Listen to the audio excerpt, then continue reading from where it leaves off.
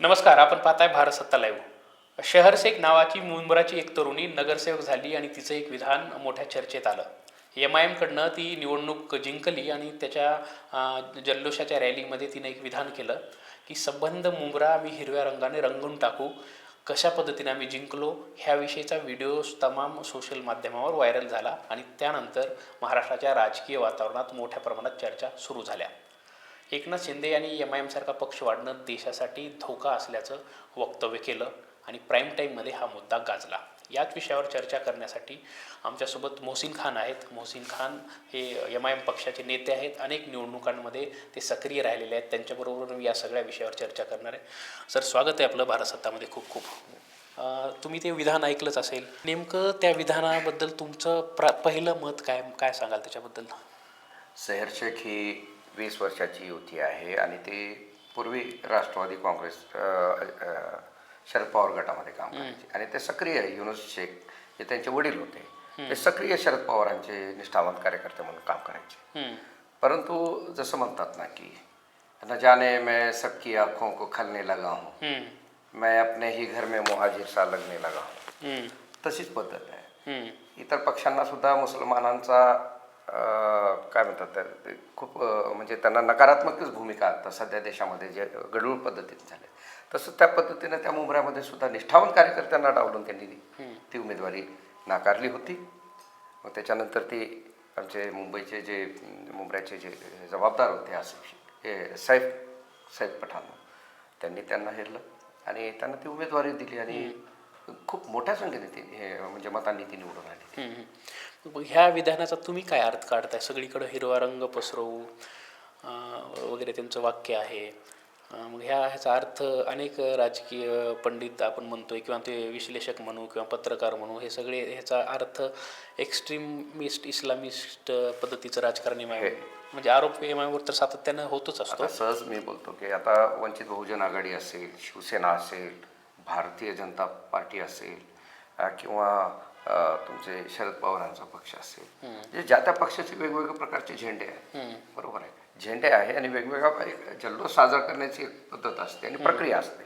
ती प्रक्रिया त्यांनी पूर्ण केली ज्या पद्धतीनं, म्हणजे साहसिक आहे. तसं तर मजलिस हा सर्वसमावेशक पक्ष आहे, सर्व जाती धर्मांना घेऊन चालणारा पक्ष आहे. कधी त्याच्यामध्ये हिरवे धुरवळ होते, कधी भगव्या कलरची होते, तर कधी निळ्या कलरची सुद्धा होते.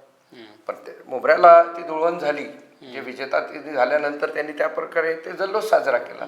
आणि ते मी म्हणलं ना, एक तरुण आहे, ते ओघात त्यांनी बोलून घेतलं आणि त्याचा म्हणण्याचं तात्पर्य हे होतं की हिरवं करू म्हणजे काय बांगलादेश पाकिस्तान आणून करू असं नव्हतं. आता तिनं आजच्या प्रेस कॉन्फरन्सला त्या युवतीनं हे पण सांगितलेलं आहे की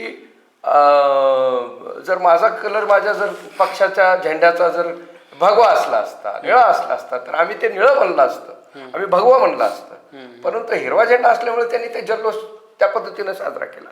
त्यांनी ते हिरवं करून टाकू या पद्धती, याला मेन स्ट्रीम मीडिया वेगळ्या पद्धतीनं बोलते आणि करते, ते वेगळं आहे. मी उल्लेख केला की तुम्ही बिहारमध्ये MIMसाठी इलेक्शनच्या दरम्यान काम केलेलं आहे. आत्ता संभाजीनगरमध्ये तुम्ही सक्रिय राहिलेला आहात. मध्यंतरी परभणीमध्ये पण तुमच्याकडे काही जबाबदारी होती. MIMला राज्यभरात मोठ्या संख्येने यश मिळतं आहे. काय तुम्हाला वाटतात यशाची कारणं आहेत? नेमकी का मुस्लिम समाजामध्ये ॲक्सेप्टन्स वाढतोय मागच्या काही काळापासून MIMचा? बघा, गेली अनेक वर्ष, मी म्हणलं ना 2014च्या पूर्वी थोडंफार वाटायचं की कुठेतरी मुसलमानांना थारा मिळायचा, जे तथाकथित पुरोगामी होते त्यांच्याकडून व्हायचं. परंतु झालं काय नेमकं, राजकारणामध्ये मुस्लिम हा ते वाळीस बाहेर टाकण्याचा प्रक्रियात गेला आणि त्याला कुठेतरी नाकारण्याची प्रक्रिया सुरू झाली. जे धर्मनिरपेक्ष मनवणारे होते त्यांनाही हिंदुत्वाचा कळवळा वाटला आणि 80% कुठेतरी हिंदूंना आपल्याकडे आकर्षित करण्यासाठी त्यांनी म्हणले की मुस्लिम तर हा आपलाच आहे. आणि त्याच्यामुळे मग यांना मतदान दिलं, यांना तिकीट दिलं, नाकारलं कुणी विचारणार नाही, कारण राजकीय दृष्टिकोनातून कुणी पाहणारच नाही. आणि 2014च्या नंतर हे हळूहळू मी समजू शकतो की धर्मांध मानणारे जे पक्ष असतील, भाजपा असेल, सेना असेल, जे काही असतील, त्यांच्याकडे ते ठीक होतं. परंतु तथाकथित पुरोगामी म्हणणारे पक्ष सुद्धा तुम्ही लाथाडता. मग ह्या समाजाला राजकीय अस्तित्व कुठे टिकवायचं नाही का, बोलायचं नाही का? मग मुस्लिमांच्या ज्या काही समस्या, एकीकडे तुम्ही बोलता देश समृद्ध झाला पाहिजे, देशाला मेन स्ट्रीममध्ये आणलं पाहिजे, या समाजाला मुख्य प्रवाहात आणलं पाहिजे, हा कोणता प्रवाह निर्माण करताय? आमची अपेक्षा ज्यांना दिलंय त्यांनाच बोलणार ना. गेली 70 वर्ष 74 वर्ष जो समाज ज्या पक्षांची संलग्न राहिला त्या पक्षांनी सुद्धा नाकारलं, त्याला मोहाचीर ठरवलं. मग पर्याय काय? महाराष्ट्रामध्ये मुसलमानांचं राजकीय अस्तित्व टिकवण्यासाठी कुठं ना कुठेतरी कुठं ना तरी मनामध्ये एक न्यूनगंड तयार होत होता राजकीय दृष्टिकोनातून. आणि तो न्यूनगंड मजलिस इत्तेहादुल मुस्लिमींच्या माध्यमातून, बॅरिस्टर असदुद्दीन अवेसीच्या माध्यमातून आणि महाराष्ट्रामध्ये सन्माननीय इम्तियाज जलील यांच्या माध्यमातून हा पक्ष समोर आला. आणि त्यांनी अशा लोकांना संधी दिली जे खरंच राजकीय दृष्टिकोनातून काहीतरी करू इच्छितात. त्यामुळे आमच्या आज आम्हाला वाटतं की काहीतरी मोठ्या स्वरूपात आम्हाला यश मिळतं. ह्याचा अर्थ असा आहे का की म्हणजे हिंदू राजकारणाला मुस्लिम राजकारण हे उत्तर असू शकतं असं वाटतं तुम्हाला? नाही, अजिबात नाही. कारण मी म्हणलं ना, संभाजीनगर तुम्ही म्हणताय, औरंगाबाद या ठिकाणी बरेच असे 3-4 अंगचे उमेदवार मुस्लिम आहेत तर, आणि एक शीख समाजाचा एक होता, तोही एक वेगळ्या पक्षाचा होता. परंतु मोठ्या मनाने इम्तियाज जलील यांनी तिथं उमेदवार न टाकता त्याला निवडून आणलं. म्हणजे एक विचारधारेचा पक्ष आहे. एक मुस्लिम वर्सेस हिंदू असं अजिबात या पक्षाचं काही नाही. बरं, संवैधानिक पद्धतीने तिथं कुठं लोकसभेमध्ये बॅरिस्टर असदुद्दीन अवेसींनी फक्त कुराण, नमाज, हदीस हे नाही मांडले. सामाजिक सलोख्याचे प्रश्न, सामाजिक प्रश्नावरती वाचा फोडली. इम्तियाज जलील ज्यावेळेस खासदार होते तेही शेतकऱ्यावर बोलायचे. इम्तियाज जलील जेव्हा खासदार होते त्यावेळेस रोजगारावर बोलायचे, भ्रष्टाचारावर बोलायचे. तिथं धर्मांधता नव्हती ना. मग हे प्रश्न मांडणारा धर्मांध कसा होऊ शकतो, हा माझा मुळात प्रश्न. त्यामुळे इम्तियाज जलीलनी जे काही तिकीट वगैरे दिली आणि हिंदू वर्सेस मुस्लिम, हिरवा वर्सेस भगवा, हिरवा वर्सेस निळा अशी ही लढाई अजिबात नाही. हे मुस्लिम समाज असेल, दलित समाज असेल, आदिवासी असेल, पिछाडलेला जो काही समाज असेल त्याचं राजकीय अस्तित्व टिकवण्यासाठी ज्याला नाथाडलं गेलं, ज्याला दुरावलं गेलं, अशा लोकांसाठी हा पक्ष उगमास आला आणि त्यांना हाताला धरून ही राजकीय संधी दिली. म्हणूनच आज मला वाटतं की राज्यामध्ये कुठेतरी प्रभावीपणे काम. एक आरोप सातत्यानं एमआयवर लागत असतो की ती भाजपची बी टीम आहे किंवा सेक्युलर वोटांचं मतदानांचं डिवायडेशन करण्यासाठी जिथे जिथं गरज पडते भाजपला तिथं एमआयएम सक्रिय होते, सातत्यानं असं बोललं जातं. अनेक लोक ह्याला अनेक तर्क पण देतात, अनेक आकडे पण समोर मांडतात. ह्या सगळ्या राजकारणाकडे कसं बघताय तुम्ही? आता राज्यामध्ये मी म्हणलं ना, ज्या पद्धतीनं पूर्वीचं राजकारण चालायचं, परंतु ज्यांना वाटायचं की मुसलमानांच्या मतावरती जी मक्तेदारी जी दाखवायची, जे आपल्या स्वतःचं काहीतरी हे दाखवायचं की वोट बँक आमचीच आहे, फलाना आमचंच आहे, ते डमका आमचंच आहे. मुस्लिमांनी राजकीय दृष्टिकोनातून पाहायचं का नाही पाहायचं? सर्वच जर पक्ष लाथाडत असते तर कुणी थांबायचं का नाही थांबायचं? जर तुम्ही थांबले, आता तर आम्हाला काँग्रेस, आता या घडीला तर आम्हाला काँग्रेसची बी टीम भाजपाची वाटते.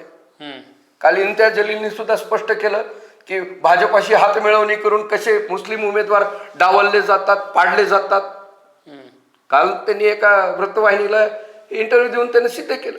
म्हणजे हे कोण पुरोगामीच ना, धर्मनिरपेक्ष मानणारे. इथं उदगीरमध्ये एक स्वीकृत नगर सेवकासाठी एमआयएमचा पाठिंबा भाजपला आहे. नाही, आम्ही कोणताही म्हणजे मजलिस इत्तेहादुल मुस्लिमीन हे भाजपाला कधीही समर्थन देणार नाही.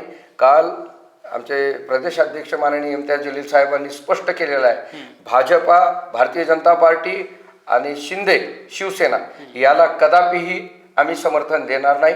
जो कोणी दिला असेल तर वरिष्ठ त्या बाबतीत विचार करून करतील, जे कारवाई योग्य असेल ते करणार. म्हणजे तुम्ही बी टीम नाही येत? आम्ही अजिबात बी टीम नाही. आम्हाला तर काँग्रेस बी टीम वाटायला लागली. तसं आपण शहर शेखच्या विधानाबद्दल बोलतोय. मुंबऱ्यामध्ये मोठ्या प्रमाणात तिथं म्हणजे यश मिळालेलं आहे. मुंबईमध्ये बऱ्याच ठिकाणी यश मिळालेलं आहे. एकीकडं तुम्ही म्हणताय की सेक्युलर पक्षांनी लाथाडलं वगैरे, तर सेक्युलर पक्षाकडनं ह्या लोकांनी जी मागणी केली ती उमेदवारीची, ती का बरं नाकारण्यात आलं असं तुम्हाला वाटतंय? अहो, एक वेळेस नाही, कित्येक वेळा सन्माननीय इम्तियाज जलील यांनी खुलं आव्हान केलं. बॅरिस्टर असदुद्दीन अवेसी साहेबांनी आव्हान केलं की ज्यांना वाटतं की भाजपाचं रथ रोखण्यासाठी आपल्याला जे काही प्रयत्न करत असतील ते, पण त्यांना ते मजलिस इत्तेहादुल मुस्लिम म्हणजे मुहाजीर वाटते, त्यांना नकोसं वाटते. मग पक्ष आहे, पक्ष तर निवडणूक लढणार ना. धर्मनिरपेक्ष मनवणारे मुंबईतले जे काही तथाकथित लोक आहेत त्यांनी सुद्धा तिथं नाकारली, युती नाकारली. बिहारला सुद्धा तसंच होतं ना. जे सर्व प्रस्ताव दिला होता इथं पण दिला होता. कुठल्या पक्षाला? नाही, सन्माननीय इम्तियाज जलील यांनी. तुम्ही म्हणजे पक्षानेच? हो, पक्षांनी हे दरवाजे उघडे करून दिले होते ते की येऊ आम्ही सोबत करू. भाजप आणि शिवसेना शिंदेगड हे रोखण्यासाठी त्यांनी पुरेपुरे प्रयत्न केले होते. परंतु म्हणलं ना ज्यांना वाटत होतं की हे सगळं काही आमचं आहे, आता हे कुठं जाणार नाही, पर्याय म्हणून मुसलमान कुठं जाणार, विचार करणार. राजकीय दृष्टिकोनातून कुणाला वाटत नाही आमचंच अस्तित्व राजकीय टिकवायचं, आणि राजकीय अस्तित्व टिकवण्याची सुद्धा एक प्रकारची लढाई आहे मला असं वाटतं.